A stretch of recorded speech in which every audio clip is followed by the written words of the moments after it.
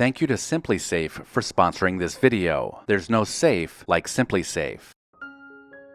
In years past, we were all taken in by the different trends and fads that came and went. And looking back, some of these things were pretty embarrassing. So let's take a look back at all the things you were guilty of back in the 1950s and 1960s.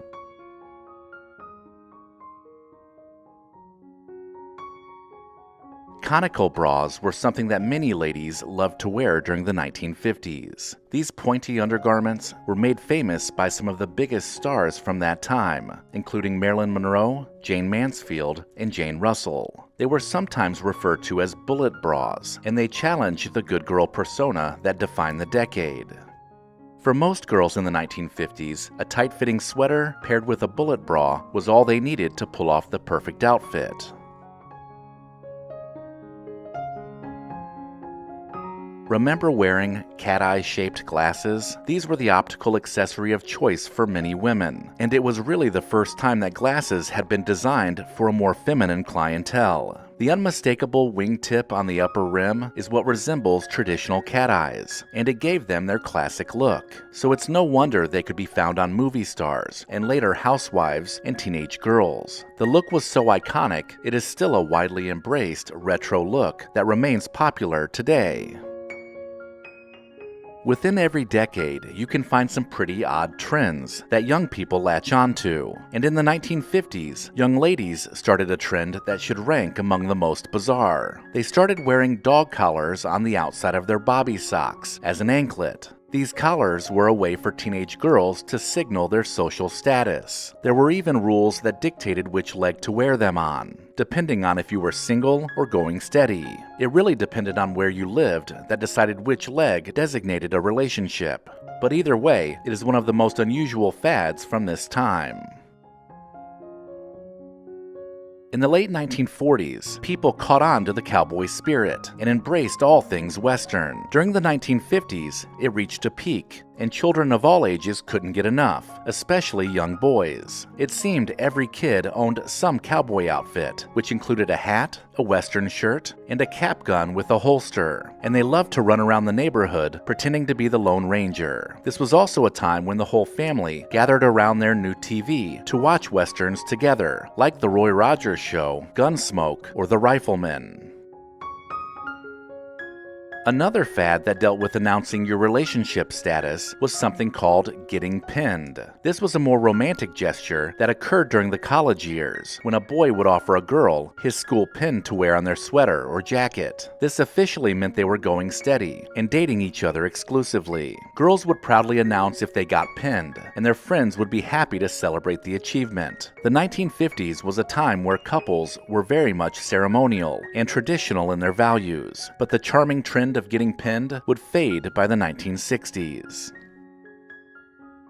There's a legend that on the night of March 21st, 1952, at the University of Michigan, the very first panty raid took place. Hundreds of male students stormed a women's dorm and took all the underwear they could find. After word got out, the practice of panty raids spread to other colleges across the country. The panties and other undergarments were seen as trophies and proved that a societal barrier had been crossed. Although some of these escapades were unwelcomed, many were often carried out with the encouragement and help of the co-eds themselves.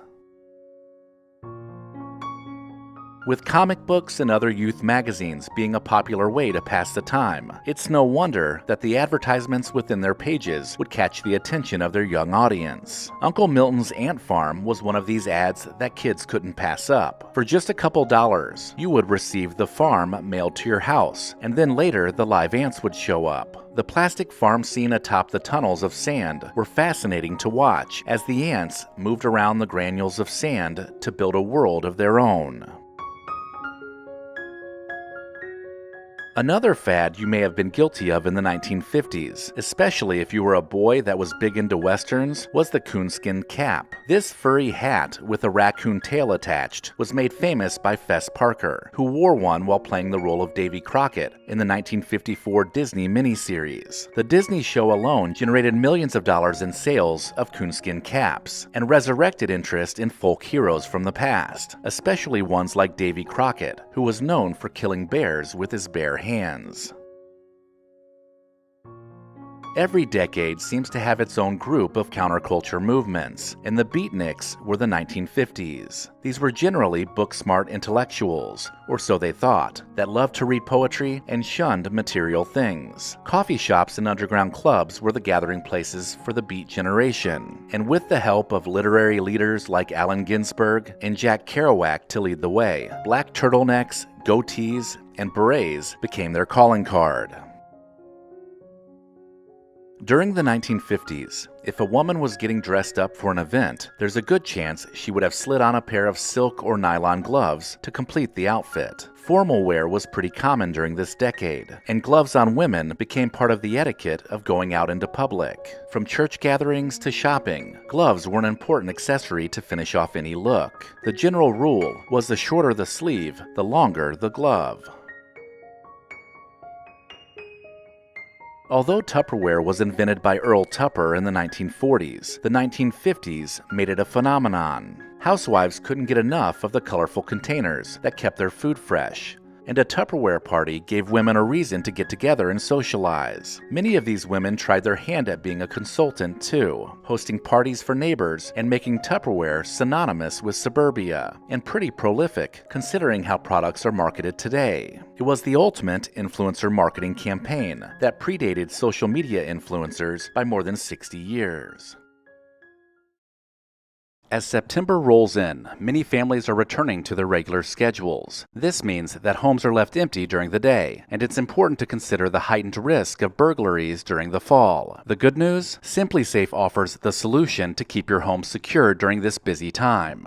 SimpliSafe is trusted by me, whether we are home or away. SimpliSafe is so simple to install and is easy for everyone in my family to use, and it provides comprehensive coverage of my entire property at all times. This is why I chose SimpliSafe. And if you need help installing your system, SimpliSafe also offers professional installation too. If you're like me, you like to know when packages are delivered and who is at your home, even when you're not there. The comfort of having a reliable SimpliSafe system means I get comprehensive security for my entire home. This includes advanced sensors and cameras, 24/7 professional monitoring, with SimpliSafe agents ready to spring into action to keep my family safe. They not only contact me, but they dispatch first responders if needed. SimpliSafe is award-winning home security, named among the best home security systems of 2024 by U.S. News and World Report. 5 years running. The best part is there's no pressure. You'll never be locked into a long-term contract, so you can cancel anytime. Pricing is transparent and affordable, starting at less than $1 per day, with no hidden fees ever. And now they have SimpliSafe's exclusive 24/7 LiveGuard protection and the Smart Alarm indoor camera. With Fast Protect monitoring and LiveGuard protection, SimpliSafe agents can act within 5 seconds of receiving your alarm. From the Smart Alarm indoor camera, agents can see and speak to intruders in real time, stopping them in their tracks. And with eyes on the scene, they can share critical details to 911, helping to get a prioritized response. It's a no-brainer to me, especially in this day and age. It's simply about having peace of mind. Save 50% on your system, plus get a free indoor security camera, and your first month is free when you sign up for core monitoring. Visit simplisafe.com/recollection to customize your own system. There's no safe like SimpliSafe.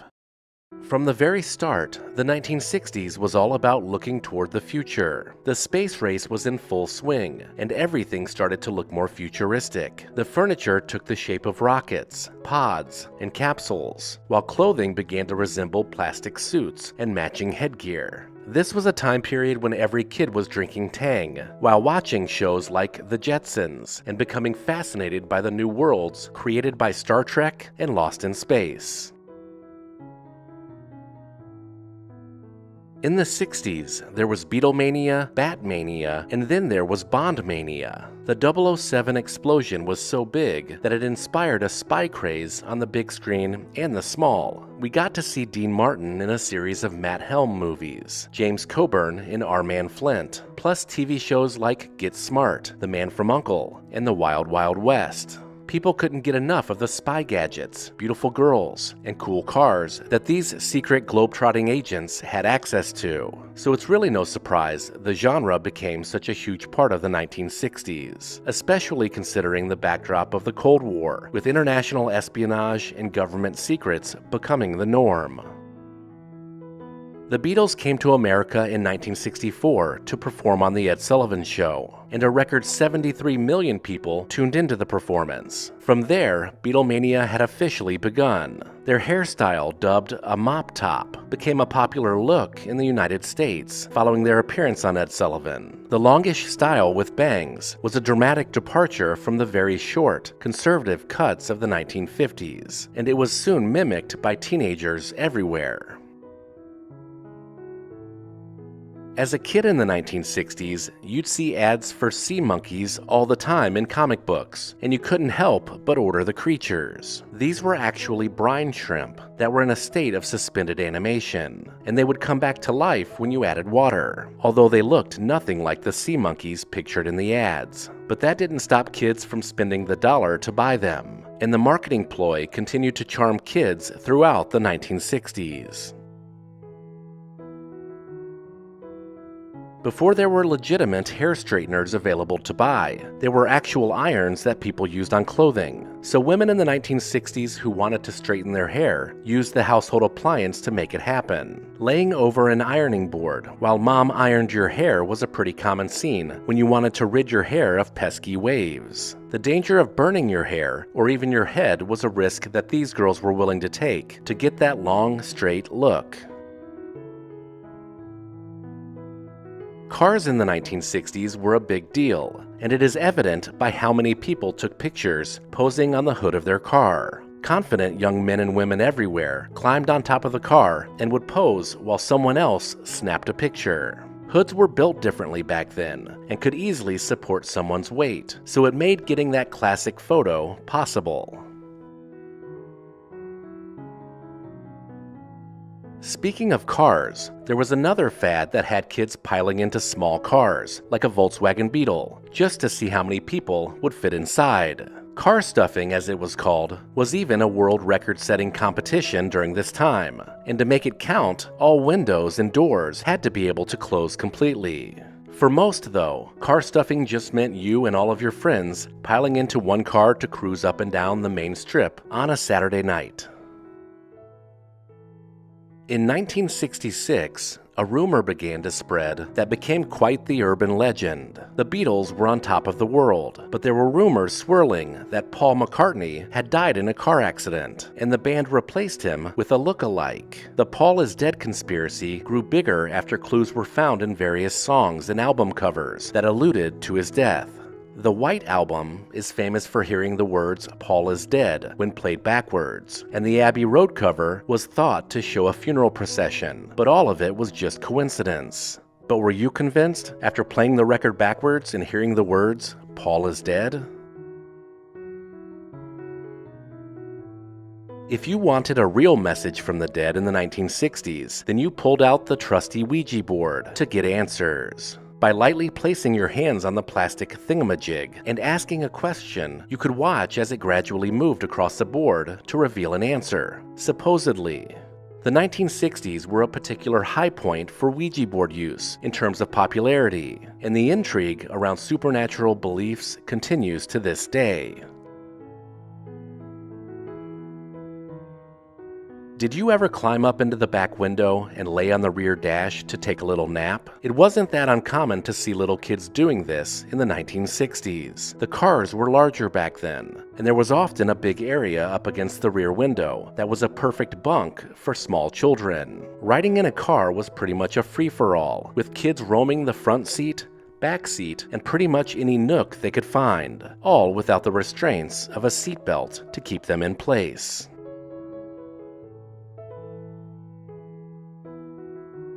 Airing on ABC twice a week from 1966 to 1968 was a campy version of Batman, starring Adam West in the title role and Burt Ward as a young Robin. There was also an incredible array of memorable villains, including Cesar Romero as the Joker, Frank Gorshin as the Riddler, Julie Newmar as Catwoman, and Burgess Meredith as the Penguin. This show was a sensation right from the start, getting so big so fast that the audience burned out on it pretty quickly. The wham, pow, and boom comic book style effects had kids tuning into the show at the same bat time, same bat channel, but by the third season, it was just limping along. ABC ended up canceling the show after that.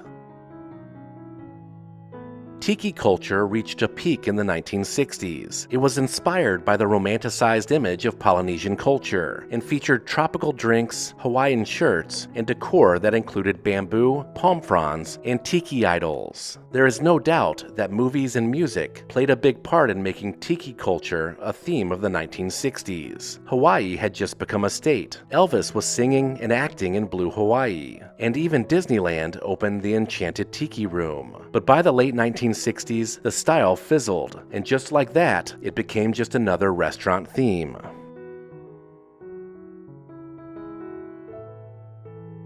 During the 60s, there were 18 variety shows airing on 3 networks. It's safe to say that television went variety show crazy for a while. Dean Martin, Danny Kaye, Danny Thomas, and Carol Burnett were a few of the names headlining their very own variety hour. They were often goofy and had bits of comedy, music, and dancing built right in, so viewers were tuning in often to catch their favorite celebrity and all of the surprise guests that would drop in. The primetime variety format fizzled by the 1970s, and late-night talk shows took their place, but they kept some elements of the variety show era.